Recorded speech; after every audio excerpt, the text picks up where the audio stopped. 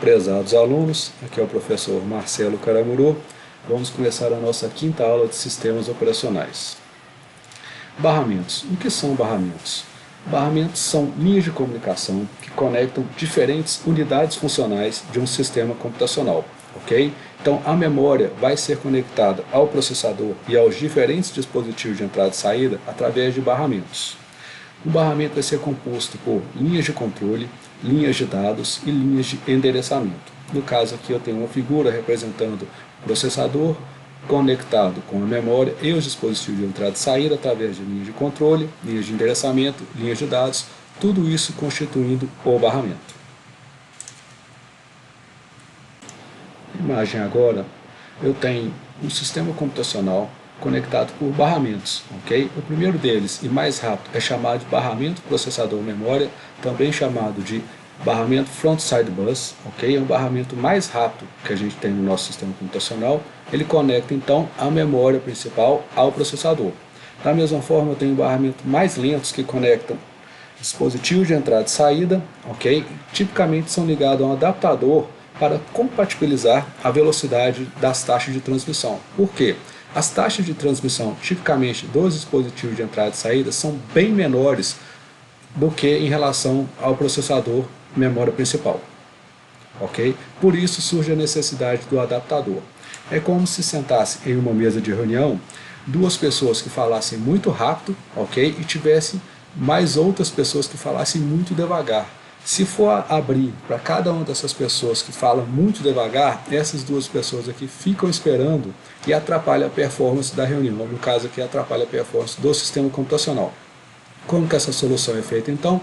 Esse adaptador aqui então, ele escuta esses dispositivos de entrada e saída de forma mais lentamente, e quando toda a fala deles é recebida, essa fala vai ser colocada no barramento mais rápido aqui, sem atrapalhar a performance do barramento processador-memória. Okay? O grande porém dessa arquitetura aqui é que eu posso ter vários adaptadores conectando vários barramentos de entrada e saída ao barramento principal. E cada hora que eu tenho que dar fala para esses adaptadores que permitem que dispositivos mais lentos possam falar, eu prejudico a performance do sistema. Para melhorar a performance do sistema, então, surgiu o conceito de barramento de backplane. Okay? O barramento de backplane, o que ele vai fazer? Ele vai englobar todos os adaptadores que estão conectados a barramentos de entrada e saída mais lentos do que o barramento principal, ok? E todos eles vão poder falar na velocidade do barramento principal através de um único adaptador e do barramento de backplane. Com isso eu diminuo o gargalo de uso desse barramento processador memória aqui, ou front-side bus. Nas arquiteturas modernas surgiu o conceito de ponte norte. A ponte norte, então, ela vai abrigar os três barramentos mais rápidos do sistema computacional atual. Vai ser então o front-side bus, o memory bus e o PCI Express Bus, ok? No caso aqui um pouco mais antigo, o AGP Bus. Por quê? Esse dispositivo de entrada e saída aqui, ou essa placa de vídeo aqui, ela tem uma taxa de transmissão tão alta quanto a memória e o processador. Por isso surgiu a necessidade dessa ponte norte aqui para fazer essa intermediação entre esses três componentes. Da mesma forma, então, a ponte sul vai estar associada ao barramento de backplane, ok? Então, os dispositivos de entrada e saída mais lentos estarão conectados à ponte sul, que tem uma conexão com a ponte norte, só que a função da ponte sul, então, é conectar dispositivos mais lentos. Então, tem um modem, uma placa de rede, um mouse, um teclado, um HD e etc. Aqui, então, eu tenho um exemplo das diversas tecnologias de barramento evoluindo ao longo do tempo, ok? Saindo lá do barramento PCI, tinha um clock de 33 MHz, eu trabalhava com 32 bits, uma taxa de 133 MB por segundo, até o PCI Express X32, que tem um clock de 2.5 GHz, ok? E atua em 8.000 MB por segundo em cada sentido. Nós vamos falar da ordem de transferência por segundo.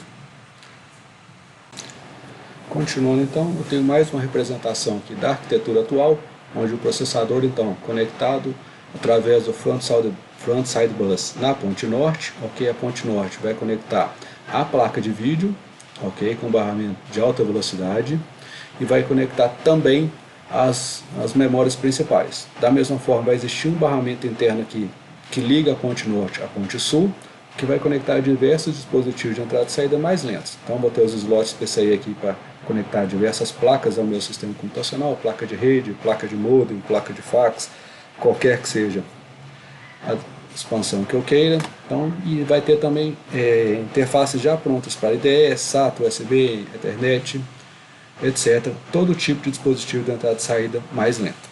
Okay? Desde até atualização de flash, tal como a BIOS.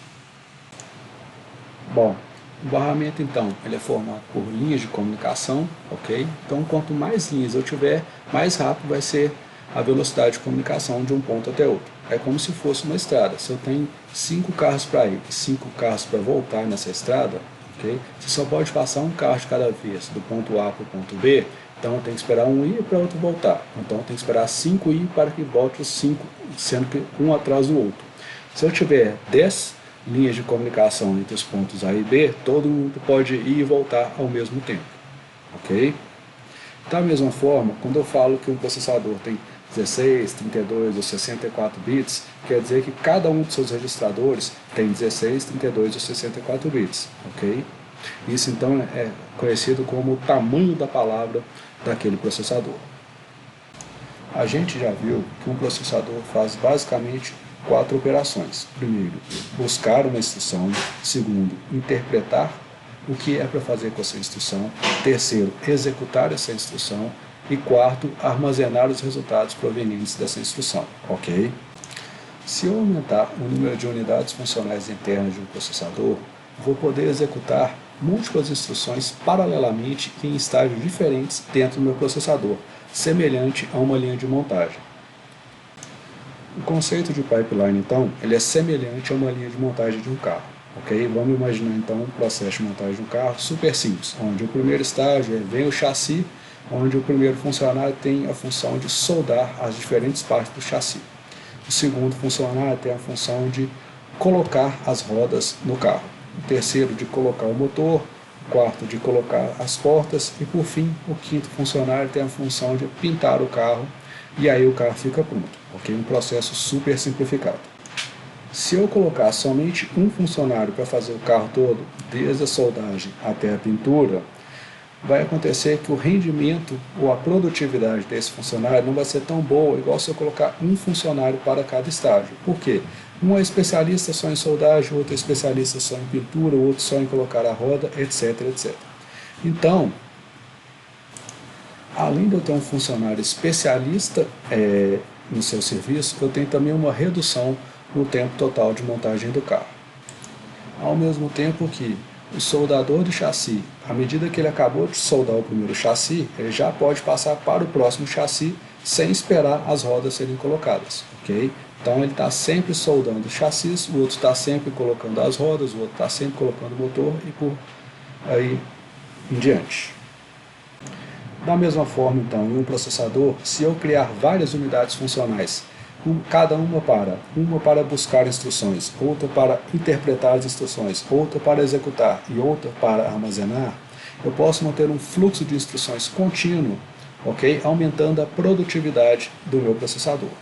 Então, novas entradas são aceitas antes que as entradas previamente aceitas apareçam como saída. Ou seja, eu coloquei o chassi na linha de montagem.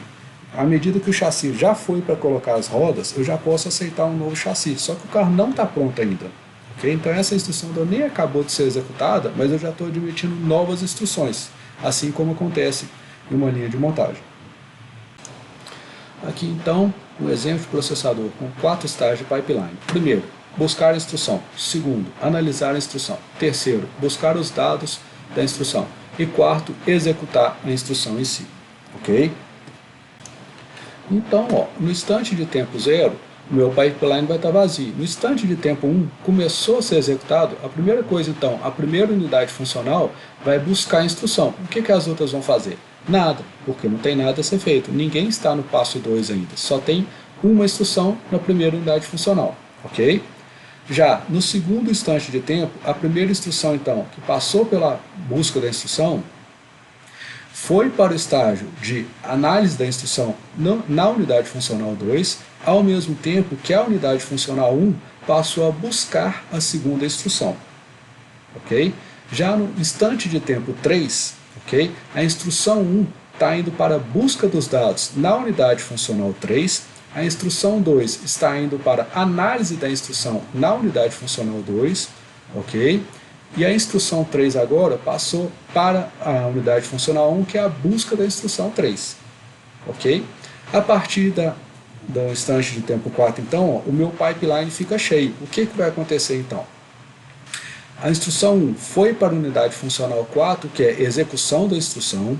A instrução 2 foi para a unidade funcional 3, que é busca dos dados. Ok? A instrução 3 foi para a unidade funcional 2, que é análise da instrução. E a instrução 4 foi para busca da instrução na unidade funcional 1.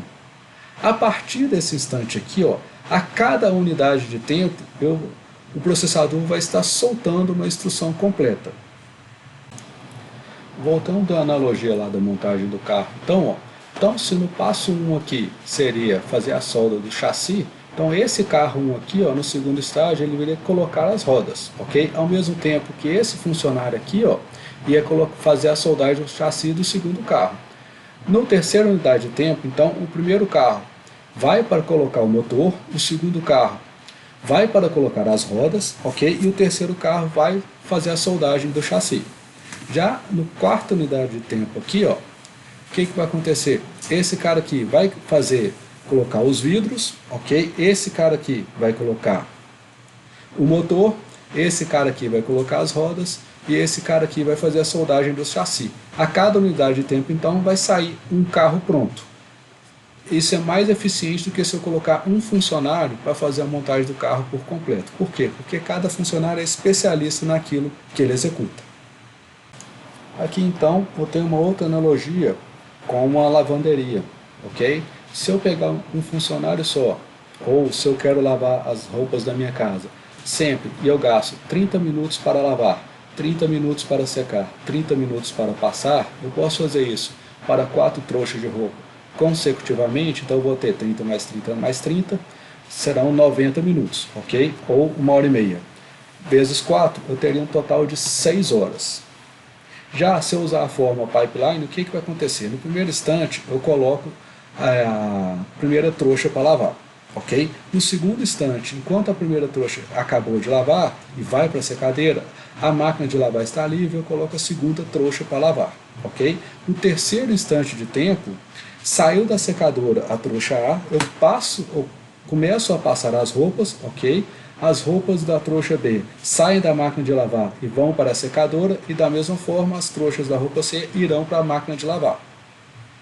Nesse quarto instante de tempo aqui, ó, eu já estou liberado para passar roupa, então eu vou passar as roupas da trouxa B, ok?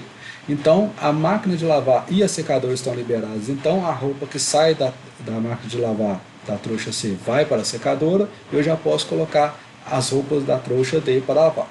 E faço isso de forma concatenada, gerando então uma redução de 3 horas no tempo total. Se eu fizer então um atrás do outro, tempo total de 6 horas. Se eu fizer um junto do outro através de pipeline, eu tenho um total de 3 horas, ou seja, um ganho de performance de 2 vezes, ou um speed up. É interessante notar aqui que nenhuma das tarefas foi feita de forma mais rápida, ok? Todas elas continuam demorando 30 minutos, ok? Nenhuma foi mais rápida que isso. O que melhorou então foi só a forma de organizar como essas tarefas são feitas.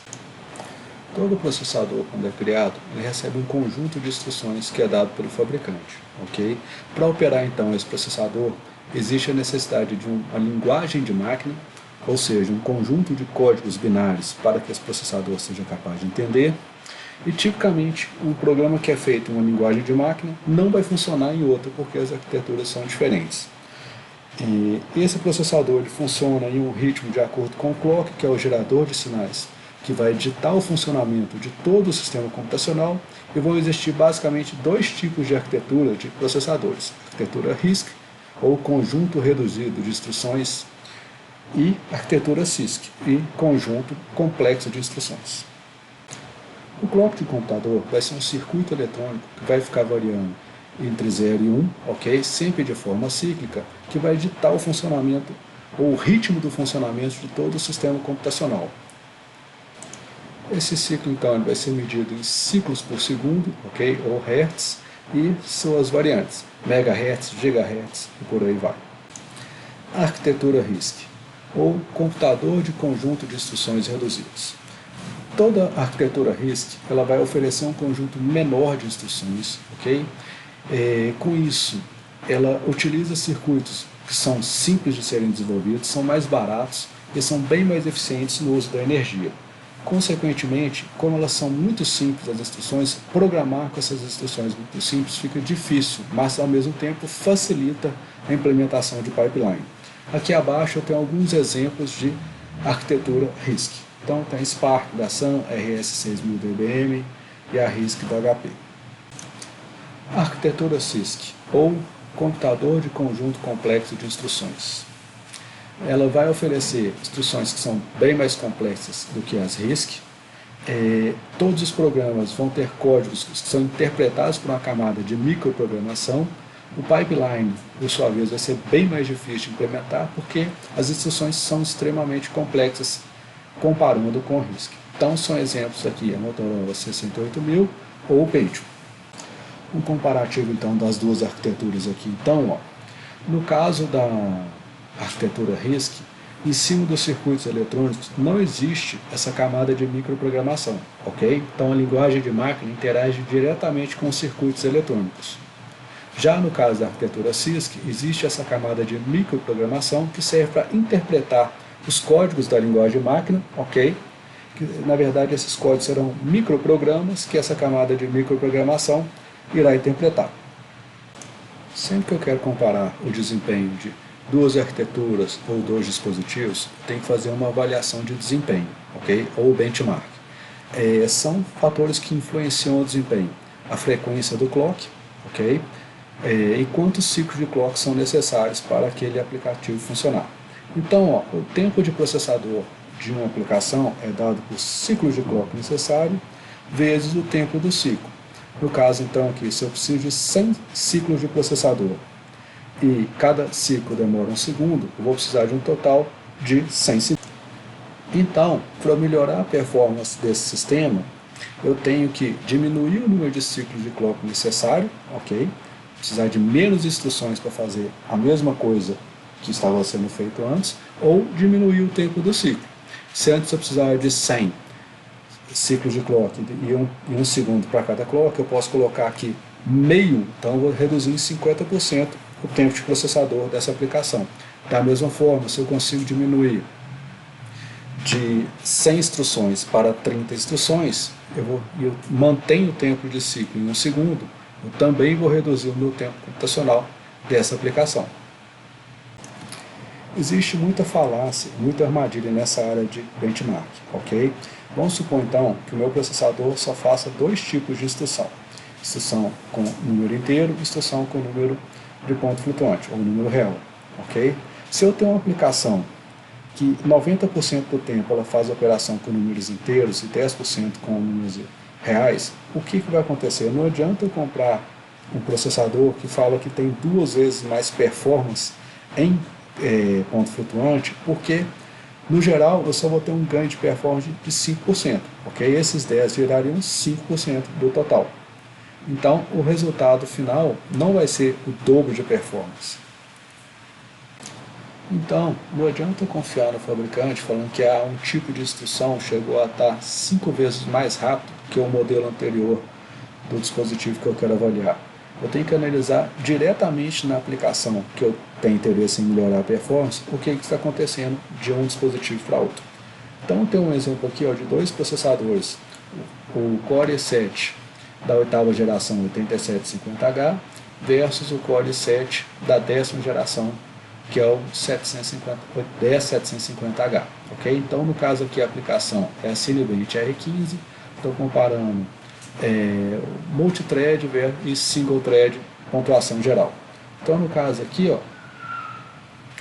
o multithread do i7 10750H fez 1.400 pontos, o multithread do 8750H fez 1.158 pontos, ok?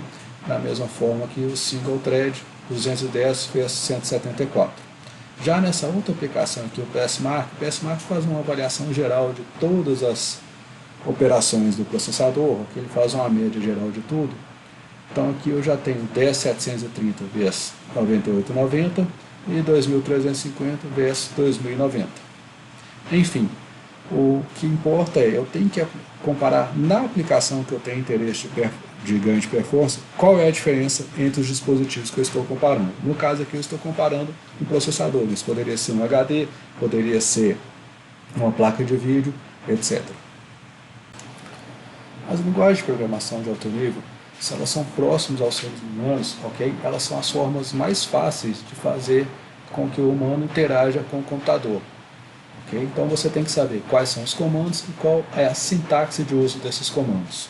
Então aqui eu tenho um exemplo do if, se o A for igual a B, então faça A receber B mais C.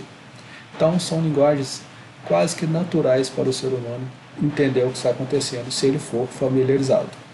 Já as linguagens de montagem, ou do tipo assembly, elas são linguagens próximas à linguagem de máquina, mas não são linguagem de máquina, ok? Elas são escritas em códigos mnemônicos. Então, no caso aqui, ó, add AX BX. Então, ó, adicione o conteúdo do registrador AX para o registrador BX.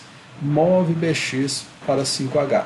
Ou mova o conteúdo do registrador BX para a posição 5H da memória. Compare o conteúdo do registrador A1 com 0, ok? E por aí são exemplos de linguagem de montagem. E por fim, a linguagem de máquina em si, que é a que o processador entende, ok? Então são códigos binários. Da linguagem de montagem para a linguagem de máquina é quase que uma tradução direta, mas não é 100%. Então existe uma conversão desses mnemônicos aqui para um código binário quase que direto.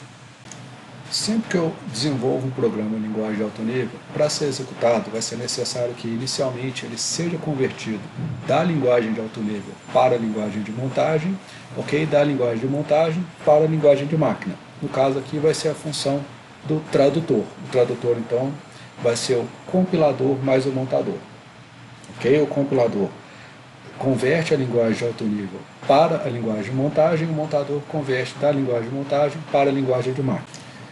Dependendo dos comandos que eu utilizei na linguagem de alto nível, esses comandos vão gerar diferentes blocos de linguagem de montagem, ok, de máquina, que terão que ser unidos posteriormente. Aí vai existir a necessidade do linker ou do ligador que vai unir essas diferentes partes do código desenvolvido com as bibliotecas que eu utilizei. E por fim, vai ser necessário eu pegar esse programa pronto e carregar para a memória principal através da função do loader, ou carregador. Então, exemplificando tudo, um programa de linguagem de alto nível tem a função do compilador, que converte essa linguagem de alto nível para a linguagem de montagem, ok? Essa linguagem de montagem vai ser convertida em linguagem de máquina, ou código binário já aqui, que o processador é capaz de entender, só que eu posso ter vários trechos de código binário que vão precisar de ser ligados um com outros para formar o meu programa executável final. Okay? No caso aqui eu estou usando um comando qualquer que precisou de uma biblioteca da linguagem. Okay? Então o meu código com o código dos comandos que eu utilizei são ligados, formando o programa final executado. Então aqui ó, um exemplo mais didático, eu tenho um programa escrito em linguagem de alto nível, ok? Aqui embaixo ele já convertido para a linguagem de montagem, então um programinha aqui de praticamente 1, 2, 3, 4, 5 linhas de código virou aqui um montão, 5 linhas de código em alto nível virou um montão de linhas de código em linguagem de montagem, ok? Então no caso aqui, ó, tá pegando o código principal. Ao longo do meu código aqui eu usei alguma biblioteca qualquer. Então quando eu usei o compilador mais o montador, ele gerou aqui um arquivo objeto, ok? Esse arquivo objeto ele já é em linguagem binária, em linguagem de montagem, só que ainda falta unir as bibliotecas, os arquivos de biblioteca. Então vem o ligador ou linker que pega as bibliotecas, une ao código que foi desenvolvido em alto nível, ok? E por fim gera o código executável com o código escrito pelo programador, mais o código das bibliotecas de arquivo. compilador, então, vai ter a função de converter uma linguagem de alto nível para uma linguagem de baixo nível. Se existir algum erro durante a compilação, ele vai detectar, tipo de erro léxico, erro de sintaxe, erro semântico, ok? Se existir algum erro na compilação, nenhum código vai ser gerado, porque não tem jeito. Esse compilador, então, ele é criado especificamente para cada arquitetura, okay? Porque tem que se conhecer os detalhes de como converter aquela linguagem de alto nível para aquela arquitetura especificamente. Já em uma linguagem interpretada, não existe um código executável já compilado, ok? Isso garante, então, uma maior flexibilidade, já que o programa vai ser portável no seu formato original. As partes comuns da linguagem, ou as bibliotecas de usos, elas fazem parte do interpretador em vez do programa, e as funções são interpretadas, ou as instruções são interpretadas e executadas em seguidas. Se existir algum erro, eu só vou descobrir em tempo de execução, não tem como descobrir previamente. Então, a figura do tradutor faz a função de converter um programa no código-fonte original para o programa objeto, ok, que já é um programa que roda em linguagem de máquina. Só falta apenas anexar as bibliotecas de sistema, caso necessário. Da mesma forma, o montador converte a linguagem de montagem direto para o módulo objeto, que já está e agora está em linguagem de máquina. E a linguagem de alto nível é convertida pelo compilador no módulo objeto, ou seja, em linguagem de máquina. E todos esses aqui, objetos, talvez requeiram bibliotecas da linguagem utilizada, ok? Então, surge a necessidade do ligador, ou do linker. Então, o linker vai unir esses diversos módulos objetos que já estão em linguagem de máquina, ok? E vai formar o programa executável final. Por fim, a função do loader é carregar na memória o programa que o sistema operacional quer executar. O loader ele pode ser do tipo absoluto ou do tipo relocável. A diferença entre eles é que no tipo absoluto, ele só vai poder carregar na mesma posição da memória principal. Então ele precisa de qual que é a posição da memória e qual que é o tamanho do módulo que ele quer carregar. Já o relocável ele pode carregar em qualquer posição da memória principal de acordo com a disponibilidade da memória. Ok? E é isso. Obrigado.